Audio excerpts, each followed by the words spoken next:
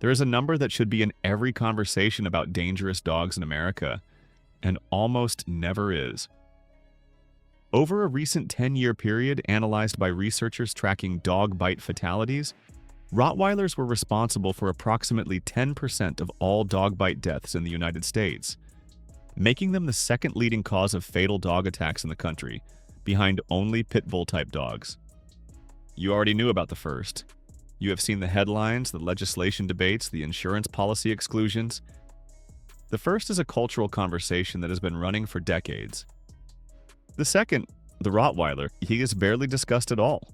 Not in policy debates, not in breed restriction lists in most cities, despite the fatality data, not in the cultural narrative about which dogs are dangerous in this country. The Rottweiler sits at number 2 on a fatality ranking, while absorbing almost none of the scrutiny that its position should generate, because the number 1 has consumed all the available attention. This script is not about whether Rottweilers are dangerous in the abstract. That question has the same complicated, contested answer it has for every large, powerful breed. This script is about what the Rottweiler actually is, what it was built to do, what behavioral traits that purpose produced, and why the gap between what most new owners think they are getting and what they are actually getting has produced repeatedly and predictably some of the most serious dog attack incidents in the American record. Start with where the breed comes from, because the origin is the foundation of everything that follows. The Rottweiler takes its name from the German town of Rottweil, where the breed was developed and used for centuries to drive cattle to market and pull butchers' carts. This is not a decorative history, it is a functional one, and the specific demands of that function shaped the breed's behavioral profile in ways that are directly relevant to what the dog does today. Cattle driving requires a dog that is confident enough to push large animals that outweigh it, persistent enough to maintain pressure against resistance, and territorial enough to keep a herd contained and moving in a specific direction. It requires a dog that does not back down when challenged, and that applies sustained physical and psychological pressure to achieve an outcome. Cart pulling requires strength, endurance, and the ability to work independently over long distances with minimal handler direction. Guarding the butcher's earnings, a historical function of the breed in Rottweil, where dogs reportedly carried the money purse around their necks between market days to protect it from theft, requires a dog with a strong protective instinct, a wariness toward strangers, and the confidence to confront a threat without retreating. And every one of these traits is present in the modern Rottweiler, not as a relic, as a living, functional behavioral inheritance that manifests regardless of whether the individual dog has ever driven cattle, pulled a cart, or guarded anything more valuable than a suburban couch. The specific behavioral traits that the Rottweiler's working heritage produced, and that most new owners are not adequately briefed on before bringing one home, are worth examining individually because each one has a direct connection to the incident record. The first is the guarding instinct, which in Rottweilers is genuinely strong and genuinely different from the protection instincts seen in many other large breeds. A German Shepherd's protection instinct is handler-focused. It is primarily activated by a perceived threat to its person. A Rottweiler's guardian instinct is property-focused. It includes the handler, the family, and the territory itself. The yard, the house, the vehicle, and in many documented cases, any space the dog has been allowed to claim as its own. This distinction produces a specific behavioral pattern that experienced Rottweiler trainers know and new owners frequently miss. A Rottweiler that has not been specifically trained to accept strangers in its territory will often not accept them. Not eventually, after some warming up period.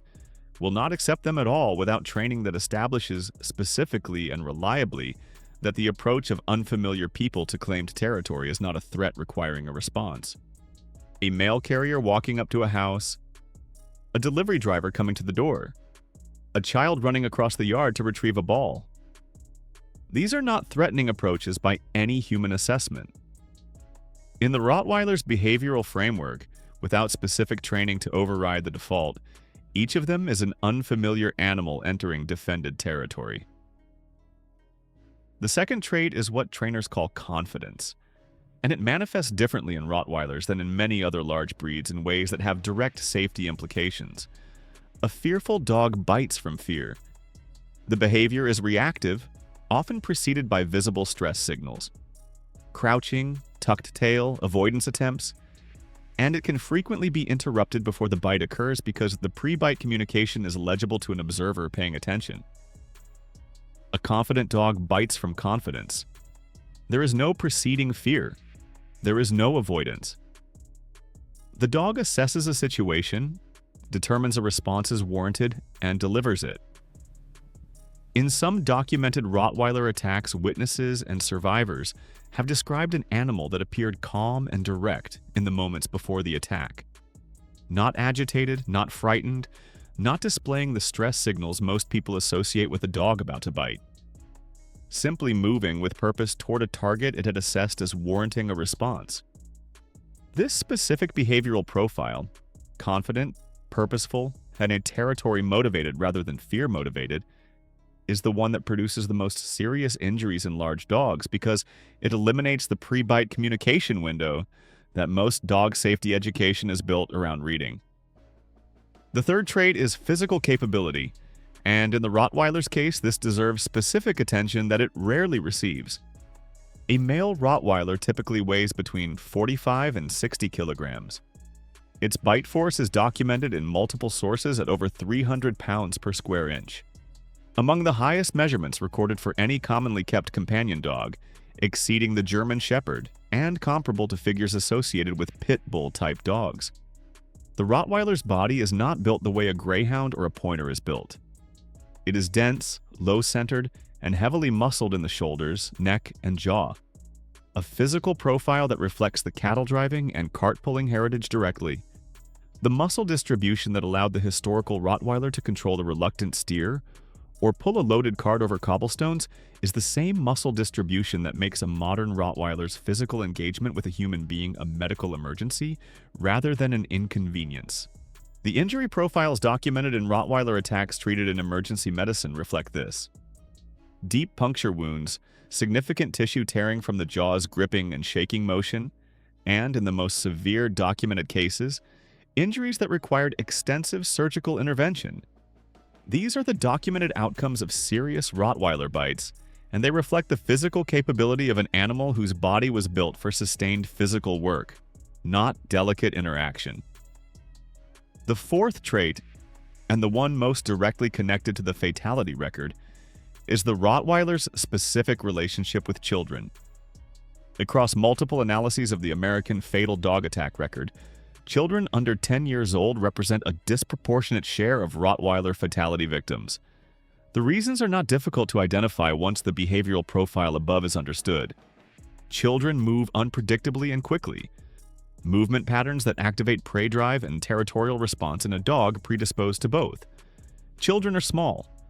Within the size range, the Rottweiler's guarding instinct categorizes differently than an adult human. Children often do not read the pre-bite signals that experienced adults might recognize, and even if they did, the confident biter profile described above may produce fewer readable signals than a fear-based bite. And children frequently approach dogs in exactly the ways that the Rottweiler's territorial instinct is most poorly calibrated to accept. Running, reaching, making direct eye contact at close range. This is not a statement about the Rottweiler's relationship with the children in its own family, which in well-managed households is typically described by owners as gentle and protective. It is a statement about the specific risk profile presented by unfamiliar children, by children in context the dog perceives as its territory, and by the interaction patterns that children naturally engage in with large dogs they find friendly-looking. Here is what the misunderstood half of this script's title refers to. Because the Rottweiler is genuinely misunderstood in both directions. It is misunderstood by the people who fear it categorically, without distinguishing between a Rottweiler in appropriate hands with appropriate training, and a Rottweiler in a household that treats it like a large Labrador and provides none of the structure the breed's behavioral heritage requires. These are meaningfully different animals in terms of their actual risk profile, and treating them as equivalent does justice to neither. And it is misunderstood by the people who love it and focus almost entirely on its loyalty, its intelligence, and the genuine affection the breed is capable of showing its household, without adequate transmission of the specific behavioral traits that the breed's working heritage produced, and that an owner who does not understand them is not equipped to manage. The Rottweiler was not bred to be a family companion.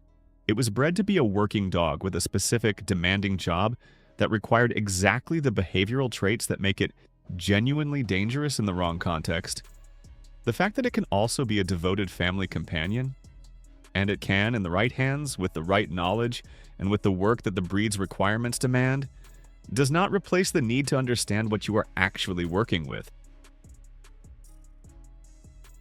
Here is what responsible Rottweiler ownership actually looks like, according to experienced trainers who work with the breed. It means early, consistent, ongoing socialization that specifically addresses the territorial instinct, not simply exposing the puppy to people and places, but building a trained response to unfamiliar people in the dog's territory that overrides the default guardian reaction. This is not a one-time task. It is a maintenance program that continues for the dog's lifetime.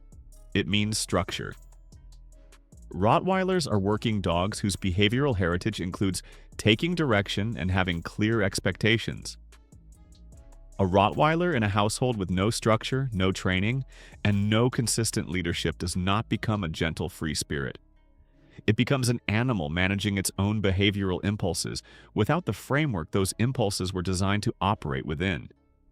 It means supervision around children, not occasional supervision, not supervision until you trust the dog, but consistent adult supervision in every interaction between a Rottweiler and any child who is not part of its established family unit. And it means honesty about what the breed is, not the internet version where every Rottweiler video shows a 50-kilogram dog being gentle with a baby. The version that acknowledges the fatality data, the territorial instinct, the confidence profile, and the physical capability, and uses that honest picture to build the informed ownership that the breed deserves and that keeps everyone safe. The Rottweiler is not a killing machine. It is a working dog with a working dog's behavioral profile, placed in a companion dog's context. And that gap between what it is and what most people think it is where the tragedies happen. Every single time.